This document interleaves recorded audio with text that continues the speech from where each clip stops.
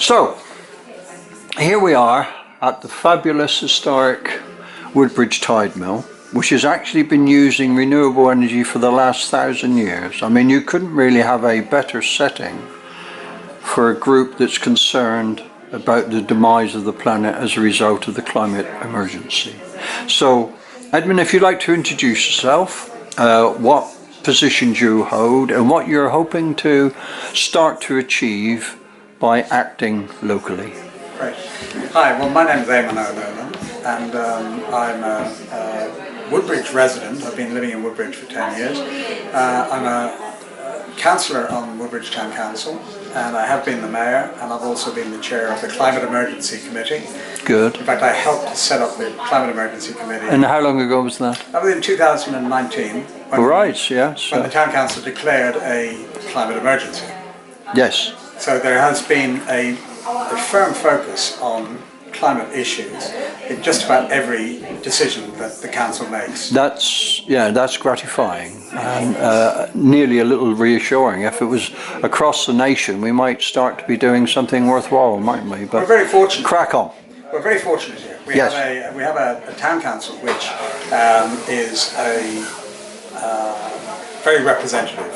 You know, it's mixed. You mean it's across the piece? Mixed. Yep. And you know, we have 4 from one party, 4 from another, 3 from another, 4 from another, and so on and so forth. And you have a degree of cooperation then? Yeah, it works really well. Excellent. It works really well. We rarely argue about anything. Right. And we've actually managed to get quite a lot done. Now, that's me speaking as a councillor. Right. Today, yes, I'm here as the chairman of the Woodbridge Climate Action Centre, and this is a new entity. It's a community benefit society which we've put together to provide a hub where local organisations, planet-focused organisations, climate-conscious organisations can come and exchange knowledge, right, exchange expertise, and then gel their messages together so that, you know, the strength in numbers. Yes, absolutely. And basically, united groups can cover a lot more ground than small individual little islands.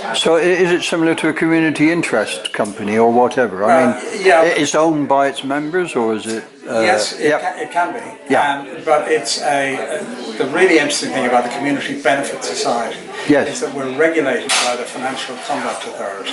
Good. So we can issue shares. All right. So we can actually... If you want to do a scheme. We can develop large projects. Right. So we could set up an energy farm, a food farm. Right. We can do all kinds of things. We can buy a building, we can then use it as a hub. We can do all of this kind of thing. The profits, there's a cap, there's an asset lock. Right. Within the mechanism. And they've got to come back in. And then basically, any profits that we make have to be reinvested in the activity, and it's got to be, as it says on the tin, it's got to be for the benefit of the community. Absolutely. So, the early days, I think this is your first, is this your sort of launch or your first biggish meeting?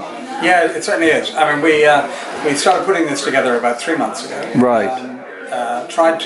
Peter Hobson and I tried to get something off the ground in Ipswich at the beginning of the year. Didn't work. No. For one reason or another.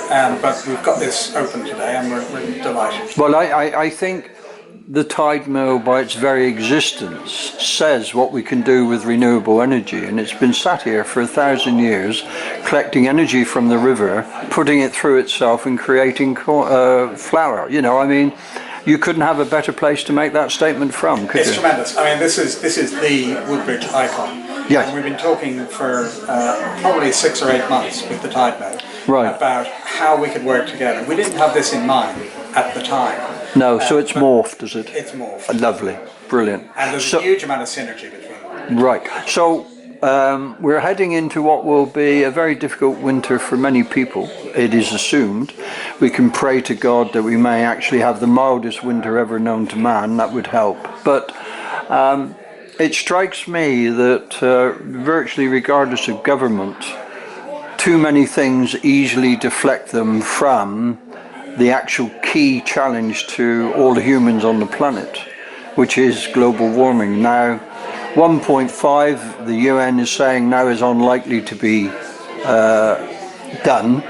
COP26 should have helped towards that, but it would appear very few of the commitments that were made to that have been delivered. And I mean, what are your hopes of COP27? Yeah, that's well, a good statement. I'm an optimist. Good. Yeah. COP27 is not the kind of forum that I would be going to, because I wouldn't be able to have any effect there. But with the other people that have set up this centre with me, yes, we do feel that we can have some effect locally. We've got a lot of grey hair in the organisation, yes, a lot of expertise in the organisation. So really, you're looking bottom up, because top down singularly has failed to work. Top down, you know, funding has been, all the local councils around here, the district and the county councils, yes, they've been strangled, they've been defunded, yes, they systematically for the last 15 years. Yep. So they can't help even if they wanted to help. True. So we have put this mechanism together, this vehicle called the Community Benefit Society, which allows us to raise funds. We can sell shares in projects, we can do fundraisers, we can get match funding from larger organisations, and we can make profits, and we can pile these profits back into the society. So is the Tide Mill going to stay as a hub for you, effectively, with Connect? The Tide Mill is our landlord. Good. Okay. Brilliant. We have a dual relationship. Yeah. So we have a huge amount of operational synergy. Yes. But they're our landlord as well. Okay. And they have very kindly made the mill available to us until April next year.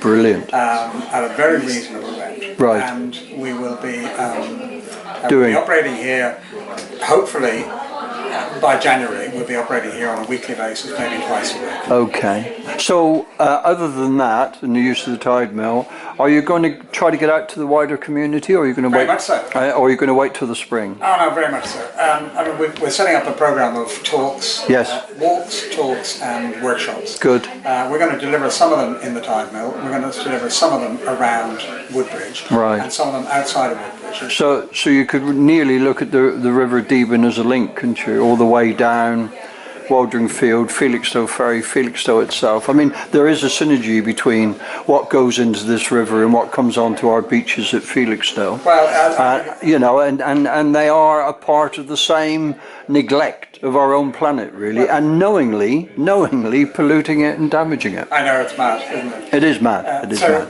About a year ago, we started separate activity, but we started testing the water of the Deepen. Oh, right. Just out of curiosity. Yeah. To see whether we had a sewage problem here. Yeah. And we have got a sewage problem. Of course you have. Virtually every river has, sadly. And then, as a councillor, yes, I took the council approach. So I wrote to all of the 19 parish councils which touch the Deepen. 19 parish councils. Yeah, we got lots of parishes. And gave them a toolkit so that they could set up and start testing the water in their own parish. Oh, right, yes. So we've got 6 of them active now. Good. They've got their own incubators, they're doing their own testing. We kind of collate all of the data centrally here, and we feed it to the University of Suffolk. Right. And we're very shortly going to start feeding it back to the Environment Agency, because we've got data collection abilities that the Environment Agency doesn't have. But this is quite distressing, really. I mean, I got involved in Felixstowe when the Anglia Water did a massive investment. But then we had the Rivers Authority, and the Rivers Authority were the testing and the regulator. And it seems since that's been morphed into the Environment Agency, it seems to have got less resources, less people, and the very thing they are responsible in regulating seems to go completely unregulated. Precisely, it is. And, you know, and it's daft. I mean, it's all aspects of it. We started testing for E. coli. Right. Because that's really easy and cheap to test for. Right. And then you can get a picture of what's happening on the river. We're now starting to look at microplastics, we're looking at phosphates, we're looking at nitrates as well. Right. And over the coming 3 to 6 months, we will be adding those tests to our program. But what we're also finding is that abstraction, you know, yes, from the river is hugely damaging. Oh, it is. And as we know this week, we found out that nobody is measuring the amount of water that is being extracted for agricultural purposes and for other purposes as well. So that's something that we want to start digging into as well. Excellent. Well, Edmund, thank you very much for giving me the time. I wish you well, and hopefully you'll come down and do a presentation in Felixstowe at some point, and I'm sure you should find a willing audience there.